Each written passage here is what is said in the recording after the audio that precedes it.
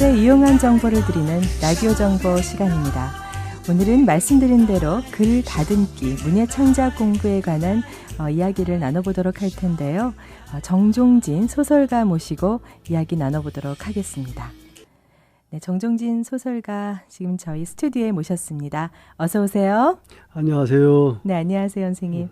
네, 글 다듬기 공부라고 하셨는데요. 네. 이 글이란 게 사실 굉장히 어렵잖아요. 글 쓴다는 것이.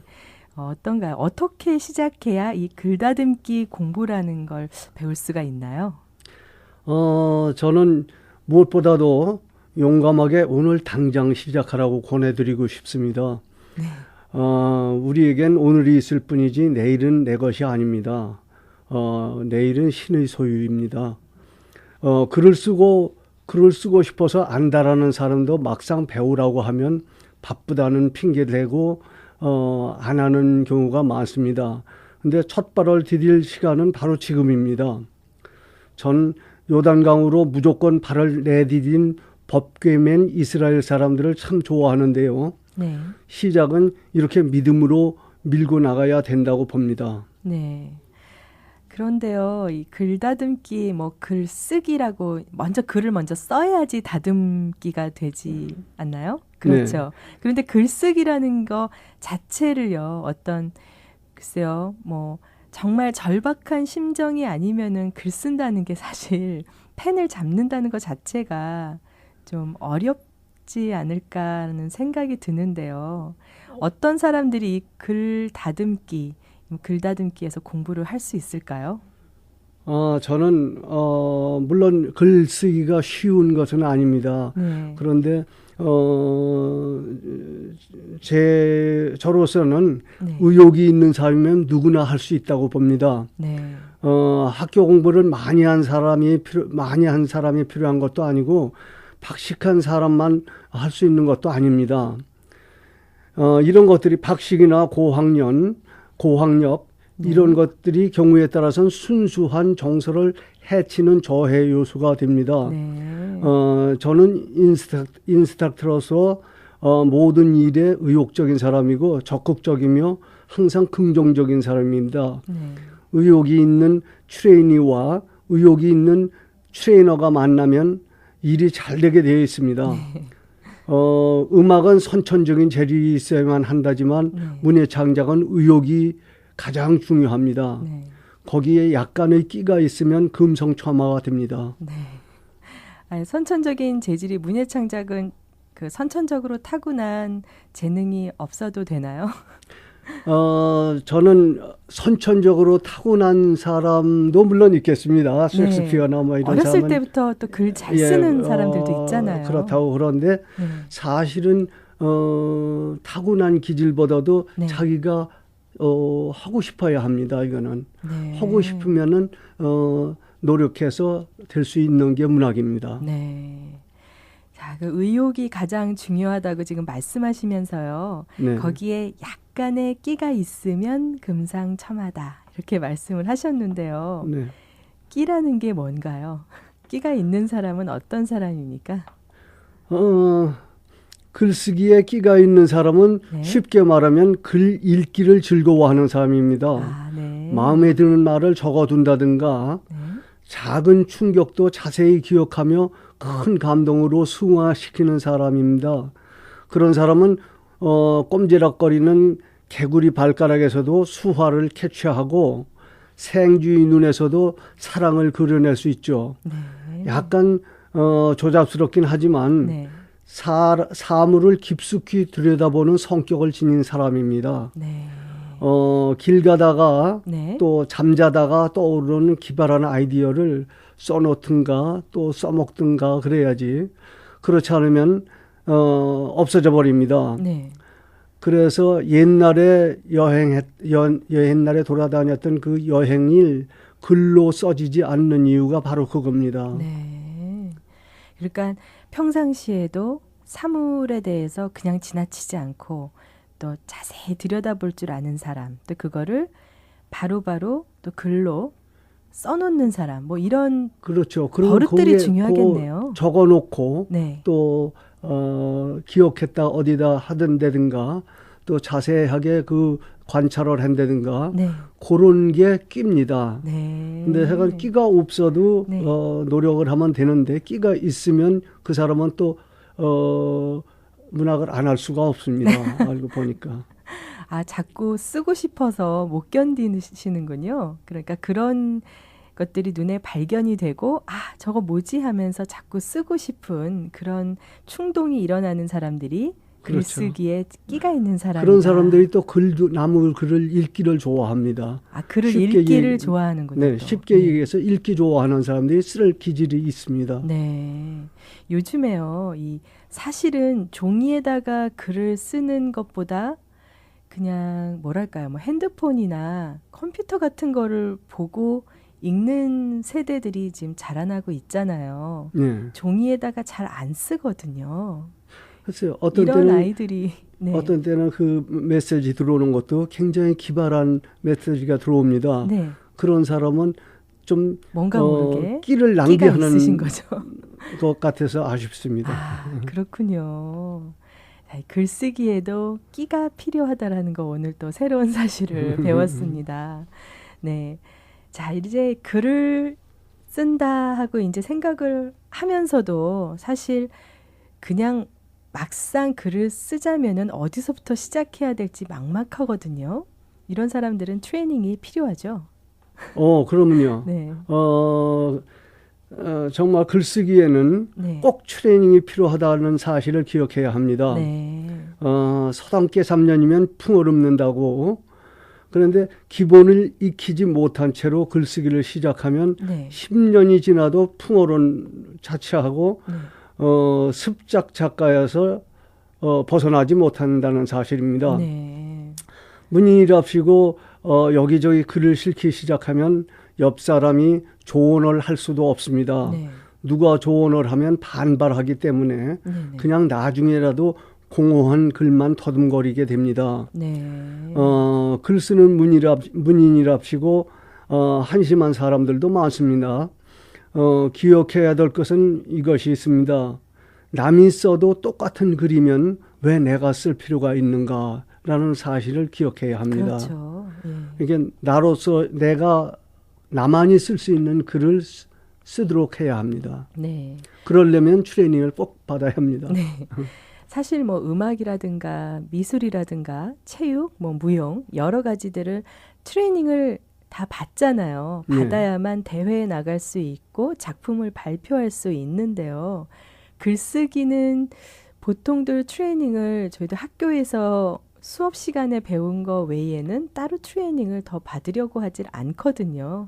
좀 그런 경우도 있는데 네네. 꼭 받아야 한다고 저는 그런데 지금 말씀드리겠습니다. 지금 저희가 지금 알게 된 또 다른 정보라면은 글쓰기라는 건 반드시 트레이닝이 필요하다라는 네. 얘기를 하셨는데요.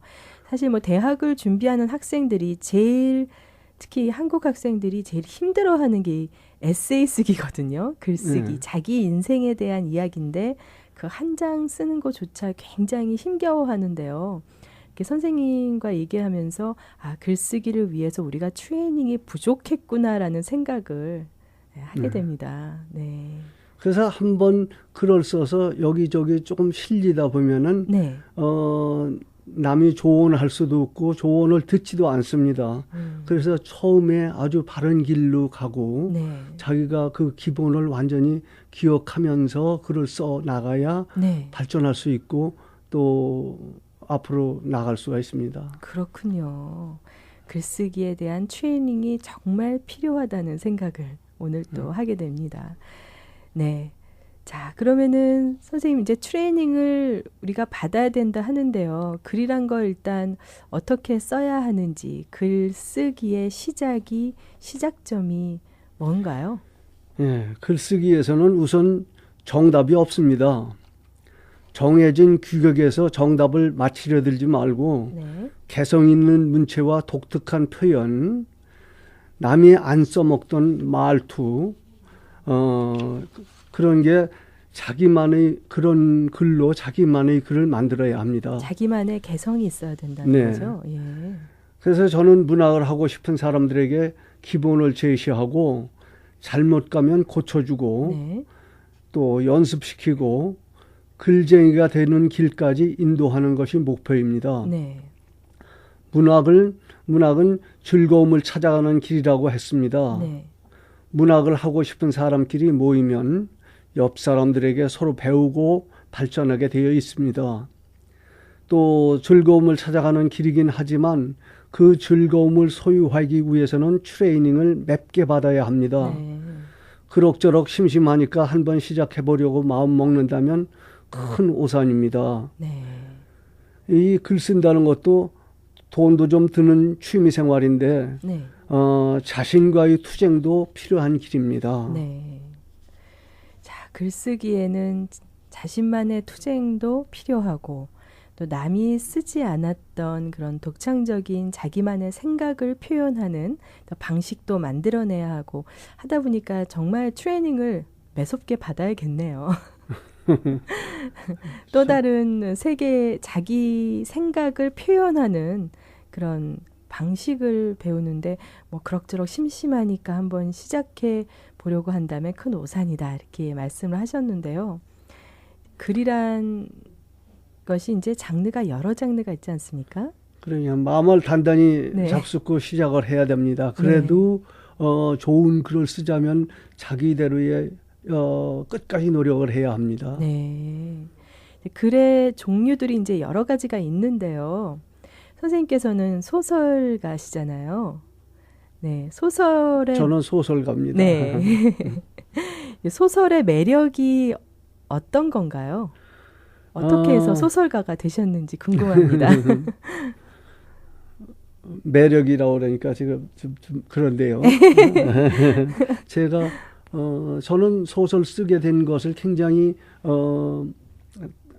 하나님께 감사드립니다. 네. 제가 하고 싶은 말 또 쓰고 싶은 스토리를 쓰면서 산다는 게 네. 굉장히 기쁘고 하나님께 항상 감사드립니다. 네.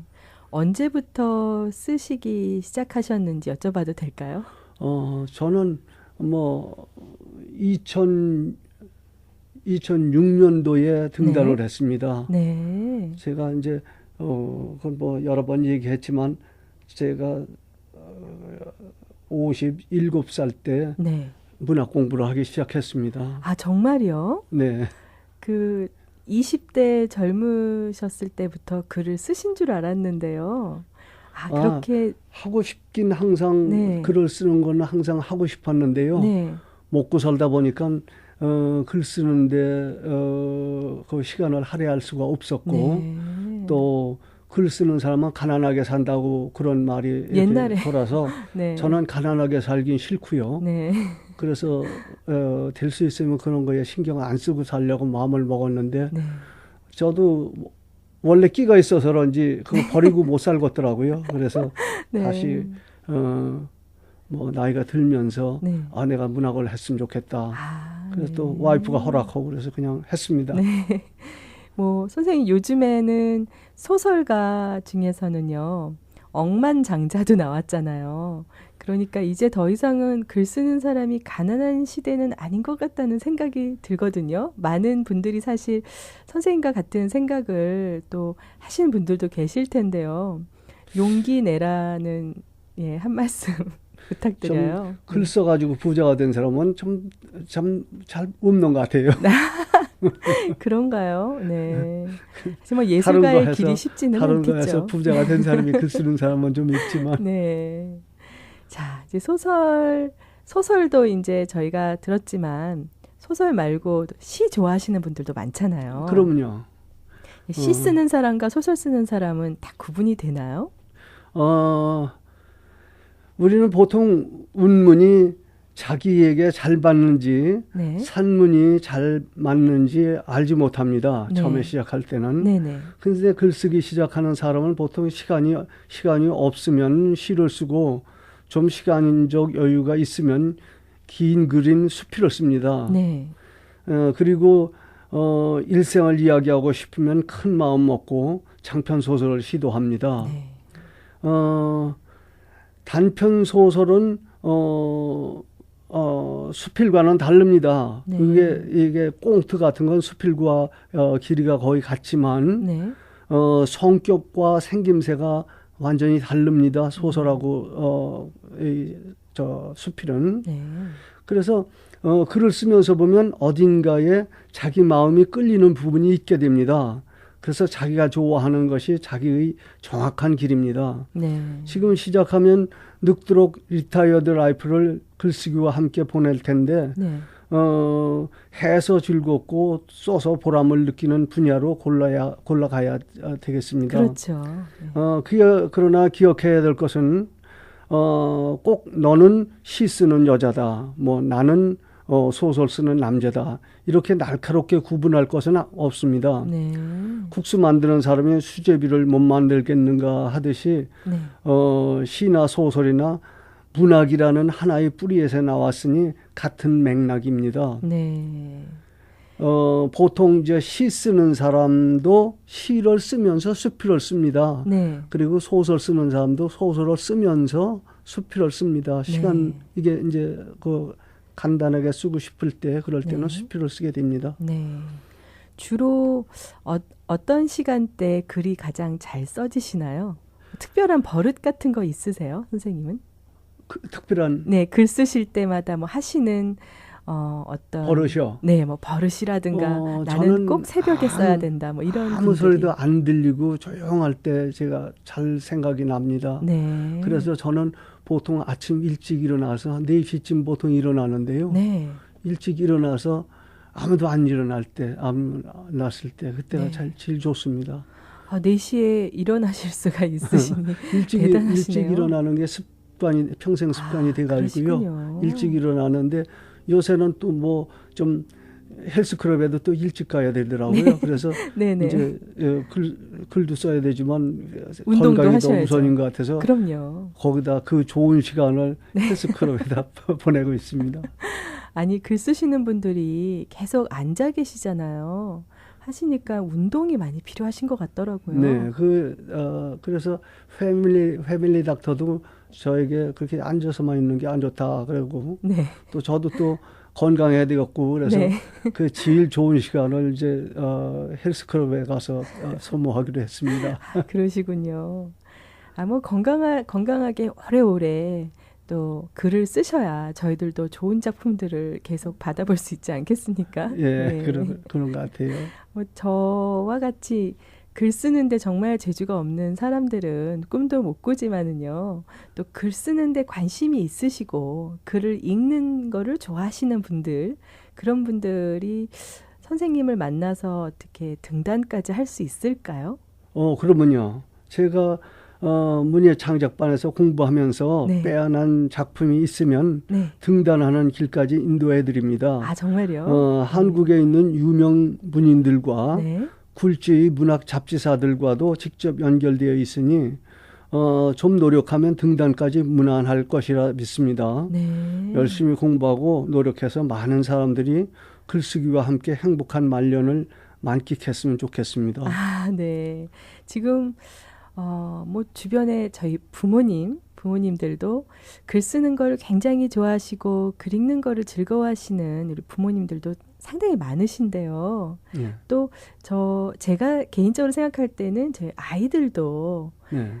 어렸을 때부터 글을 쓰고 글을 읽는 거를 좋아하는 어린이로 자랐으면 좋겠거든요. 네. 이런 어린이들을 위해서도 글 다듬기 수업을 해주실 생각이 있으신가요?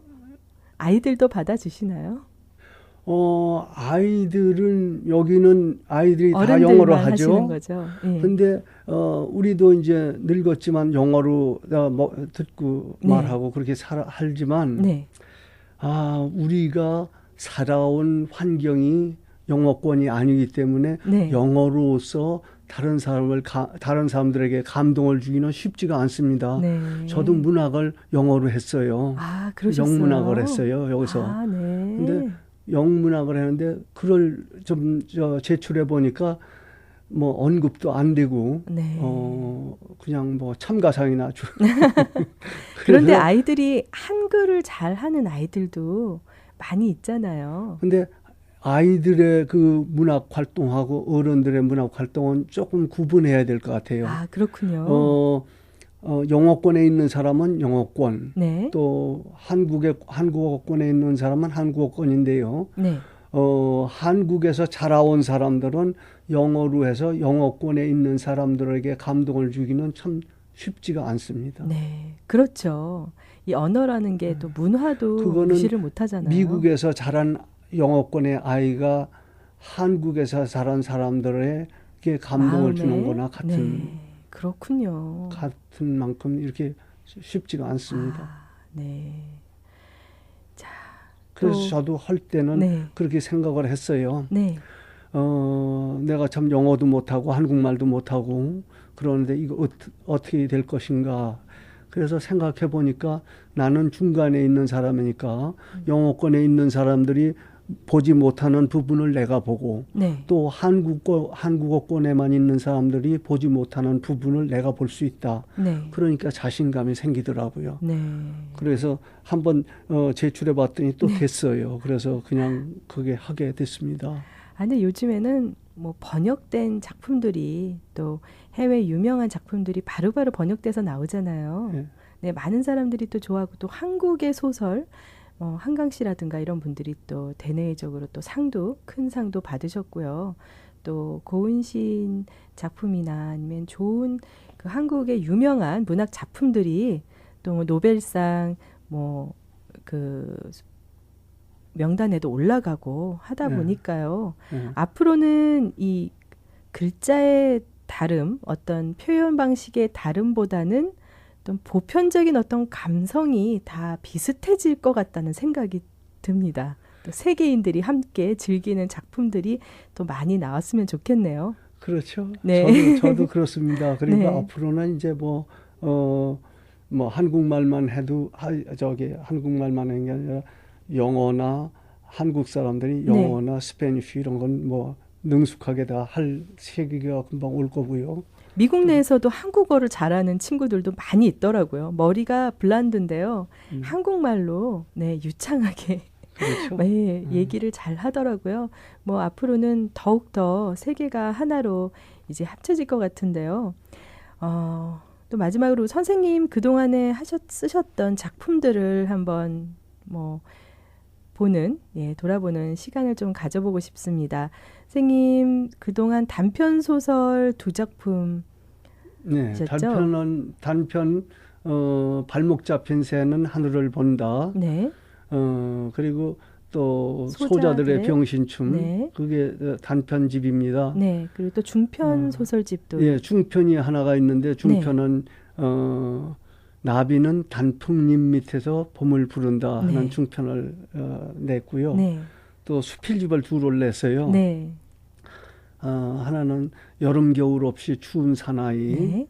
그리고 이제 지구가 자전하는 소리 네. 이렇게 냈습니다. 네, 제가 참 재밌게 그래서 이제 읽었던 것 같아요. 수필집을. 네. 선생님 좋은 작품 앞으로도 활동 많이 해주시고요. 또 많은 감사합니다. 사람들이 열심히 선생님 또 수업에 들어가서 공부를 해서 노력해서 좋은 글쓰기를 실력들을 뽐내셔야 할 텐데요. 네, 선생님 그 수업에 대한 그 강의 일정이 나와 있죠. 내일인가요? 내일인가요? 네. 3월 11일 토요일 네. 내일입니다. 3시에 문화회관 룸 405 405호실로 오시면 되겠습니다. 네. 그래서 이제 사람들이 충분히 모이면은 또 시작하고 또 너무 안 모이면은 시작을 못 하게 됩니다. 네네. 그래서 많은 사람들이 좀 오셔가지고 네.